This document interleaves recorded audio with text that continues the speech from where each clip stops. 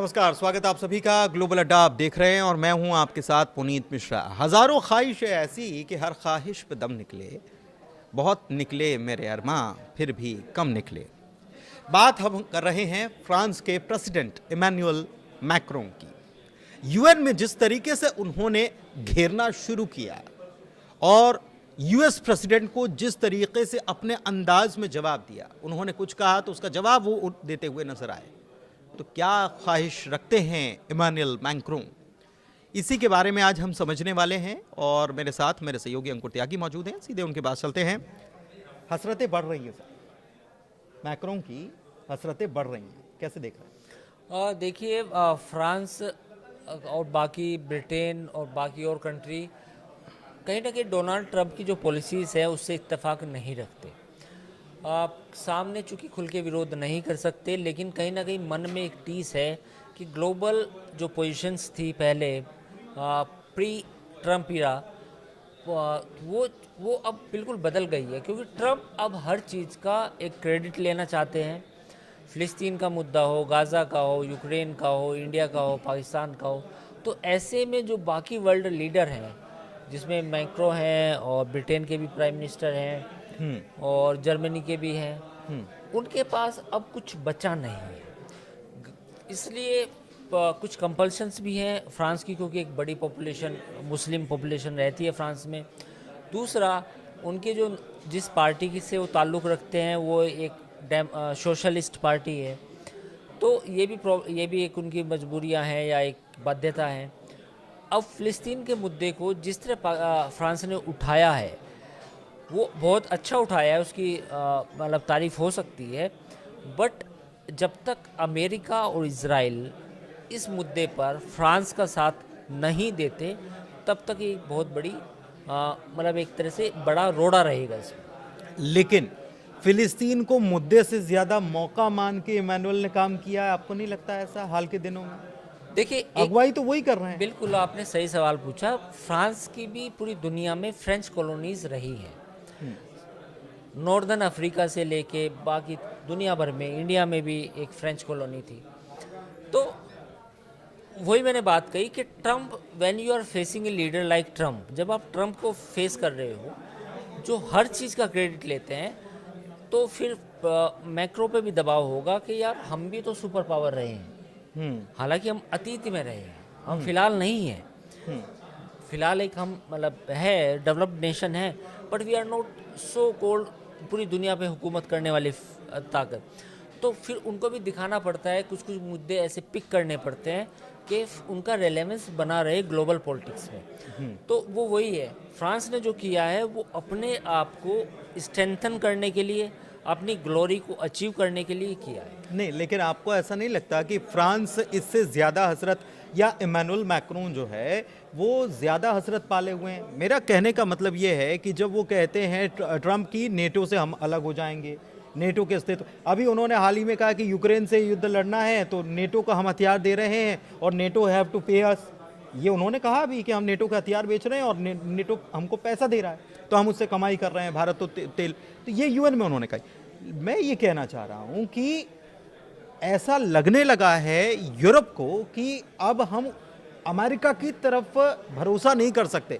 मतलब ये कब नैया डुबो देंगे, कब लुटिया डुबो ले जाएंगे, कुछ कहा नहीं जा सकता। ऐसा लग रहा है? नहीं, बिल्कुल आपका सवाल बिल्कुल वाजिब है, और आपके सवाल में इसलिए दम है कि कतर पर जब हमला हुआ, जब आपने उन्हें बड़ा सा एक गोल्डन प्लेन आपने भेजा, $100 बिलियन से ज़्यादा समझौते करे अमेरिका के साथ, उसके बावजूद दोहा में अटैक हो जाना, और वो भी अमेरिका की मतलब उसकी जानकारी में हो जाना, तो उसके बाद जो एक ट्रस्ट का, फिलहाल देखो पुनीत, इसमें एक समझने की बात है कि ट्रंप के साथ कहीं ना कहीं ट्रस्ट का डेफिसिट है पूरी दुनिया में। कोई भी किसी भी मुल्क का सरबराह हो, वो कहीं ना कहीं उसको लगता है कि यार ट्रंप कुछ भी कर सकता है। तो ये बिल्कुल आपकी बात से बिल्कुल सहमत हूँ कि कहीं ना कहीं यूरोप को भी लग रहा है कि भाई अब अपनी सुरक्षा अपने हाथ, अपनी फ़ौज को मजबूत करो, अपना इन्फ्लुएंस बढ़ाओ, चाहे वो नेटो हो, चाहे वो कोई और संगठन हो, यूरोपियन यूनियन हो, but we have to protect Europe on our selves. मतलब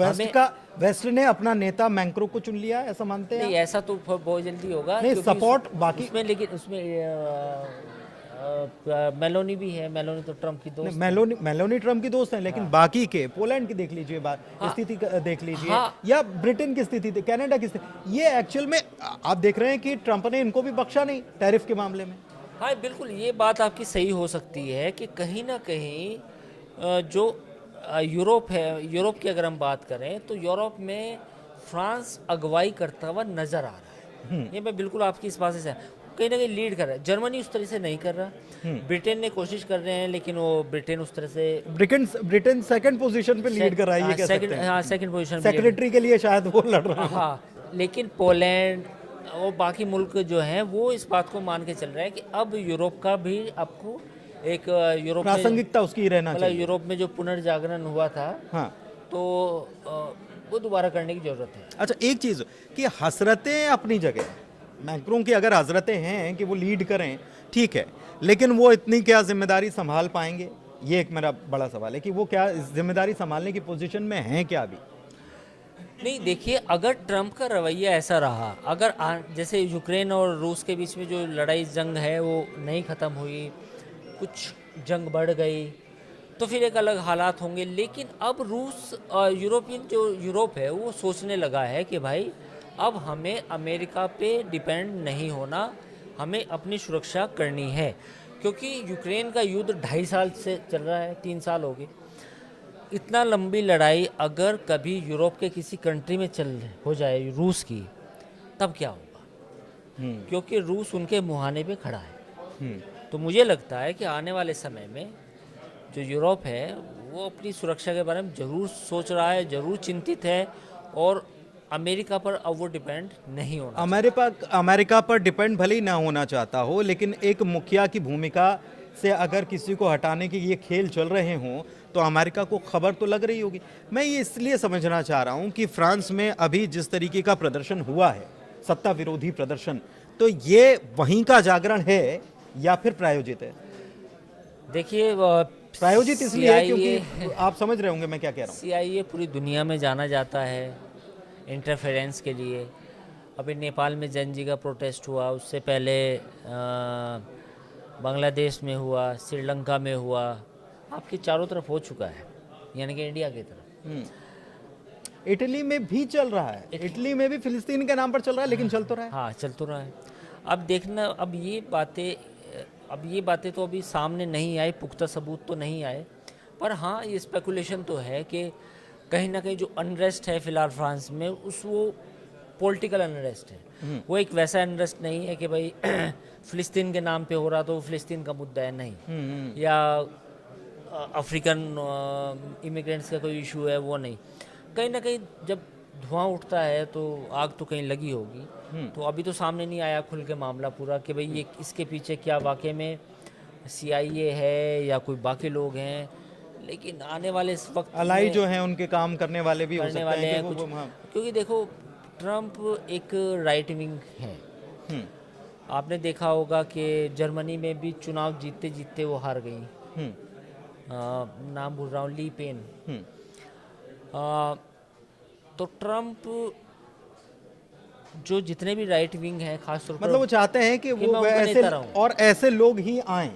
हाँ, ऐसे लोग ही अगर सत्ता में आएंगे तो बहुत अच्छी बनेगी। हाँ, खूब रंग जमेगा जब मिल बैठेंगे अपने जैसे, यार वो क्या उनकी विचारधारा वाले। अच्छा, एक चीज़ और कि हम ये देख रहे हैं कि यूक्रेन के साथ रशिया का कॉन्फ्लिक्ट जो चल रहा है, और बीते 1 साल से, बीते 8-10 महीनों से, क्योंकि हम इसको कवर कर रहे हैं लगातार, तो 8-10 महीनों से कुछ अगवा बनने की ज़्यादा कोशिश फ्रांस कर रहा है। तमाम बैठकें बुलाई, कई बार बैठकें बुलाई, उतनी कामयाबी शायद फ्रांस को उसमें मिली नहीं, क्योंकि फिर अमेरिका तक मामला पहुंच गया, फिर अमेरिका ने इंटरवील करना शुरू कर दिया, क्योंकि ज़ेलेंस्की को लेकर कई बार मीटिंग उन्होंने की। ये अब फिलिस्तीन को उन्होंने देखा कि ये, मतलब ट्राई तो उन्होंने वहां पर भी किया, लेकिन फिलिस्तीन में अब उन्होंने अपना फाइनल दाम चल दिया इमानुएल। फिलिस्तीन एक बड़ा इशू है, नो डाउट। जिस ब्रिटेन ने फिलिस्तीनियों को उजाड़ा, उस ब्रिटेन ने फिलिस्तीन को अभी मान्यता देने की ऐलान किया। फ्रांस बिल्कुल ये सब बेसिकली लेवरेज लेना चाहते हैं पूरी दुनिया की पॉलिटिक्स में। हाँ, ये बात सही है कि फ़िलिस्तीन को लेके समर्थन जुटना चाहिए, इसमें कोई बुरी बात नहीं है।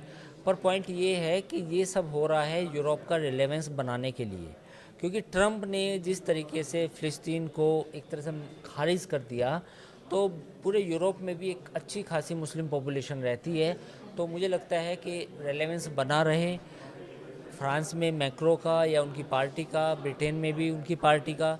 तो जितने भी लिबरल्स हैं उनको लगता है कि अगर हमने फ़िलिस्तीन का इशू छोड़ा तो ये उनके लिए दिक्कत होगी। तो उनकी इंटरनल पॉलिटिक्स का भी दबाव है, ट्रंप के सामने दिखाना भी है कि हम कुछ कर रहे हैं, हम इंडिपेंडेंट हैं। लेकिन हम as a ये European- यूएन में जब ट्रंप ने बोला तो ट्रंप ने उन्होंने यूएन के होने पर ही सवाल खड़े कर दिए।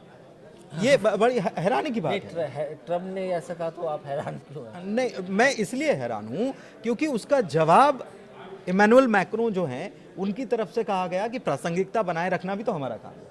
मतलब एक एक बात को उन्होंने काटा है अपनी बात से। उन्होंने कहा कि ठीक है, हम इजराइल को मान रहे हैं लेकिन फिलिस्तीन को आपको मानना पड़ेगा। तो ये चीजें जो हैं, ये टकराव ट्रंप और फ्रांस के प्रेसिडेंट के बीच में सीधा सीधा टकराव है। तो ट्रंप इसको झेल जाएंगे या खेल जाएंगे? आप ट्रंप इसको खेल जाएंगे, क्योंकि मैक्रो को भी वो पसंद नहीं करते। ये सब वो तो कल हमने देख लिया कि कल आपने देख नाराजगी नाराजगी ट्रैफिक आ रहा था तो वो ट्रैफिक आ दिखा। रहा, हाँ। तो मुझे लगता है कि वो इसको खेल जाएंगे। आने वाले वक्त में, आने वाले समय में ट्रंप मिडिल ईस्ट में, जैसे उन्होंने प्लान बनाया था गाज़ा टावर करके, वहाँ पे भी जैसे ट्रंप टावर है तो गाज़ा टावर बनाने की, तो अभी मुझे नहीं लगता कि ट्रंप के रहते हुए अमेरिका की पॉलिसी में फ़िलिस्तीन को लेके कोई चेंज आएगा। फ्रांस, ब्रिटेन तमाम कोशिशें करेंगे, उनको करनी भी चाहिए, लेकिन अमेरिका और इजराइल नहीं मानेंगे, ये भी सच है। लेकिन अभी मैं वाइंड अप का टाइम हो रहा है, लेकिन फिर भी मैं आपसे ये समझना चाह रहा हूँ, हाल ही में अभी जो ट्रंप ने मीटिंग बुलाई अरब देशों की, उसमें पाकिस्तान भी मौजूद था। कल की मीटिंग का अपडेट बता रहा हूँ। तो उसमें ट्रंप ने कहा कि हम गाज़ा का युद्ध अभी रोक सकते हैं चाहें तो। दूसरी तरफ वहाँ पर वो यूएन में क्या कह रहे हैं? यूएन में वो कह रहे हैं कि हम तो इजराइल को पूरा सपोर्ट करेंगे। हमास के ऊपर सबसे बड़ी बात की वो बदल गए, उन्होंने कहा है कि हमास जो है सारे बंधकों को रिहा करे, जबकि उन्होंने जो ऑफर किया था हमास उसी को लेकर चर्चा कर रहा था कतर में, और उसके ऊपर अटैक हो जाता है। तो ये एक मुंह कई बातें हो रही ना। ये तो नहीं, ये स्टैंड जो है ये कहाँ स्टैंड करेंगे ट्रंप दुनिया के सामने? ये तो सब देख रही है ना दुनिया। स्टैंड कहाँ कर रहे हैं ये बताओ। ये तो उनके हाथ से फिर चीजें फिसल रही हैं, खेल कैसे सकते हैं? तो नहीं, मैंने कब कहा कि खेल में जीतेंगे? हम्म खेल में जीतना एक अलग बात है, लेकिन खेल तो करेंगे ना। खेल तो सबके साथ खेल रहे हैं वो। रूस पुतिन को कहा कि जंग खत्म हो जाएगी, खत्म हुई? पुतिन मेरे दोस्त हैं, नहीं हुई। अलास्का में B-2 बॉम्बर से सलामी भी दी गई। दोस्त हैं, और उसके बाद फिर बोल रहे हैं यूरोप के देशों को कि आप उनके प्लेन्स को मारो। अब प्लेन्स को मारो। पहले B-2 बॉम्बर से सलामी दी गई और कहा पुतिन मेरे दोस्त हैं, और अब क्या हो रहा है? तो खेलने का मतलब ये है। उस किताब का अगला पार्ट जिसका आपने सुबह आशीष के साथ चर्चा की, उस आपने कहा कि how to make a deal, उन्होंने बुक लिखी है, उसका अगला पार्ट अब वो इन चीज़ों से सीख कर लिखेंगे। लेकिन मुझे लगता है कि आई थिंक इसका जवाब हमें मिलेगा 1-2 साल के बाद। ये मेरा एनालिसिस है व्यक्तिगत, ठीक। कि ट्रंप कितने सफल हुए या दुनिया के सबसे असफल राष्ट्रपति हुए। ये सबके मन में सवाल है, वो ऐसा क्यों है, क्यों कर रहे हैं? देखो, मुझे ऐसा लगता है कि कहीं ना कोई strategy back of the mind है ट्रंप की। वो बार बार पूरी दुनिया को जो परेशान किए हुए वो हैं, जो पूरी दुनिया को किसी को कॉन्फिडेंस में नहीं ले रखा उन्होंने। वो है। तो इट विल टेक टाइम, समय लगेगा ट्रंप को भी समझने में। आज मैक्रो भी परेशान है, पुतिन भी कहीं ना कहीं अलग माइंडसेट से गेम खेल रहे हैं, भारत को भी अपनी रणनीति अलग तरीके से बनानी पड़ रही है। पाकिस्तान जो कभी 2018 में ट्रंप ने बोला था कि Pakistan is a sponsoring the harbouring the terrorist, है ना, उसकी एड रोकी थी। आज वही पाकिस्तान फिर से उनका उनकी गोदी में जाके बैठ गया है।